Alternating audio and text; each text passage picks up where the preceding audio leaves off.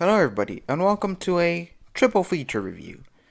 You know, due to the fact that Cyberverse is such a disappointing but a simple line, I'm gonna be reviewing three figures today. Slipstream, Scout Class, Cyberverse, Sky-Byte, One Step Changer, and Warrior Shockwave. We're gonna leave that one for last, because we always leave the best for last. Alright, so what's the deal with Slipstream here? Well, she doesn't do much in terms of posing and that stuff. She can only move her arms out like this because they're on ball joints, but they don't have any elbows. She can hold 5mm weapons, or these kinds of weapons, like Generation Figures weapons. Pew pew pew. That's cool, but it looks pretty lame on her. She can also move her legs like this and like this, but it's practically used as the articulation, so because of the gimmick, this thing is hindered. When compared to a deluxe class figure like Black Arachnia, she's pretty small. If it's a larger class, even smaller, and obviously if it's a leader class, it's way too small. So this isn't a Slipstream for your chug collection. This is more around your legend size collection. But still, it's not that good looking, and I think you're better off customizing a Prime Starscream or something like that to make a Slipstream for your collection. As for transformation, and this is where the figure fails already. You know why? Because the head, you can already see it there. And this thing only half transforms. Doesn't transform like a full robot. So there we go, and the wing spin, just as advertised. Finally, a figure that does advertising correctly. Well, I'm saying this because Windblade last time disappointed us by not doing what she did right. And just because I'm going to show you the box art.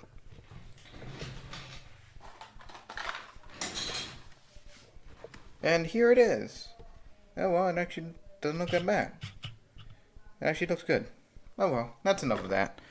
So yeah, that's the only thing she does. Overall, it does the gimmick, but the articulation sucks.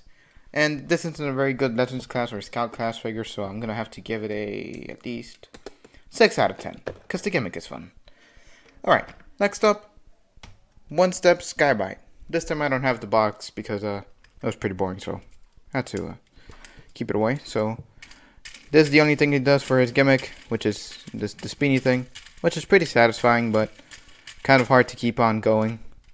You know, it's not like one of those like helicopter toys or any helicopter transformer, you know, where it's pretty satisfying to do. And he doesn't have much articulation besides this and the arms, and the head does not move at all. It just simply goes up and down, but that's because of transformation. So now we're gonna transform in one step. A shark.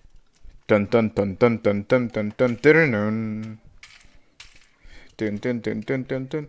Honestly, this nails the shark mode better. You know, like when compared to the Spark Armor figure of this thing, the shark mode is way better. But this doesn't tell you gotta get the figure, because most people don't like one-step changers, and honestly, this one is one of the better ones. But is it a must-have? Absolutely not. So I'm gonna have to give this figure 7 out of 10. But it's not worth it. It's just if you want like a Sky-Byte that's simple, or like a cool shark mode. And lastly, we go to Shockwave. Lord Shockwave here. I'm kidding. He's no leader. But what does he have special? Alright, so he's got pretty good articulation, like few warrior class figures. That includes Windblade, but we don't talk about her. Alright, so he can rotate his arms. He can move the shoulders out like that.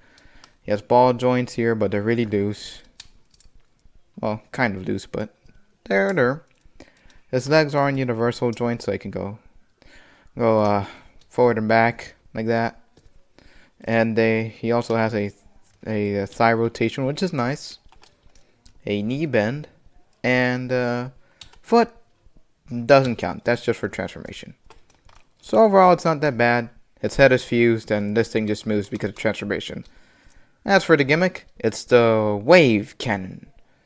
Or Shockwave Blast. I don't remember what's the name of it, but yeah, it's the wave cannon. Boom! Check it out. It's really cool, but kind of hard to activate the first few times. So yeah, there you have it. Pew pew pew pew pew. Really cool.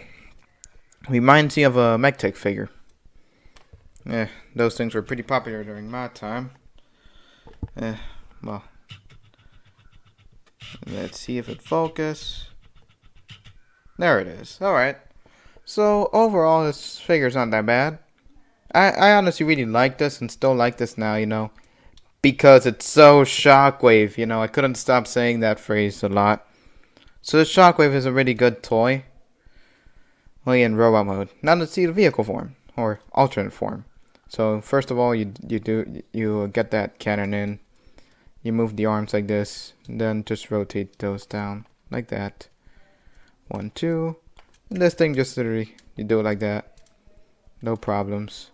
And come to the legs, rotate these. Fold up the feet like that. Bend the knee. Same thing on the other side. Voila. And last but not least, you get the wave cannon up. And we got spider tank mode. Honestly, you might say this is lazy, but well, this is what the thing looked like in the show, and this is why this is one of the better figures, because its alt mode doesn't affect the roar mode as much as other figures. So yeah, I can still do the cannon thing. Yeah, so you can machine gun it, which is pretty cool, like that. Pew pew pew pew pew pew pew pew pew pew. But it looks like he's slapping you with like a pink like foamy or something. But it still looks cool. I forgot to compare him with other figures. You know, since this is a very short review, I'm not gonna compare him to bigger figures. So here's Starscream for reference. So like if I put him like this, that's probably like the size of the jet mode. Close, but not close enough. Alright. Here's a scout class Slipstream. She doesn't like standing. And here's One Step Sky-Byte. Overall, the Shockwave is not that bad. I'm gonna have to give it a 8 out of 10. I mean, 1 point off because it's Cyberverse, and the other one because its joints and articulation is not as good. But at least it's not a really bad figure like Windblade. Alright everybody, and that concludes Cyberverse reviews. Seriously, I am never buying a Cyberverse figure ever again. You might see Cyberverse themed figures in the future, but those are only going to be tiny turbo changers, guys. Those things are better than these bigger things. I'm not lying when I say that. This line is that bad. If I were to give the score to the line, including those deluxes, I think I'd give it at least 1 to 2 out of 10. The line sucks, the figures suck. I don't recommend getting any figure from this line. Not even this Shockwave. Because he sucks. Well, he doesn't suck that bad, but there are better Shockwave alternatives out there. And many Siege Shockwaves on clearance. So, this is not a good figure. None of these figures I showed you here are figures worth your money. Or worth a sacrifice from your wallet. So I do not recommend any figure from the Cyberverse line. Turbo changers are tiny turbo changers are acceptable, but these things are not. Any Cyberverse themed thing is not acceptable. Don't let any other reviewer tell you otherwise. They just praise the figure because they might be paid by Hasbro, or they just want to keep the good press or good relations with the viewers. I'm just here giving you the brutally honest truth. Oh, we forgot to put Atrocity in the frame. There we go.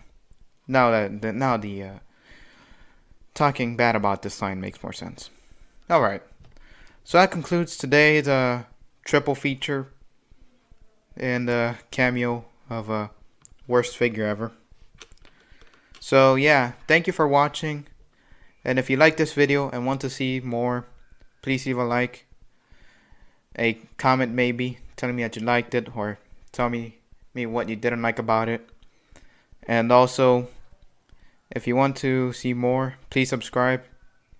Please press the notification bell so that you know whenever I post something new. And that's about it. And thank you for watching, and I hope to see you next time. Bye.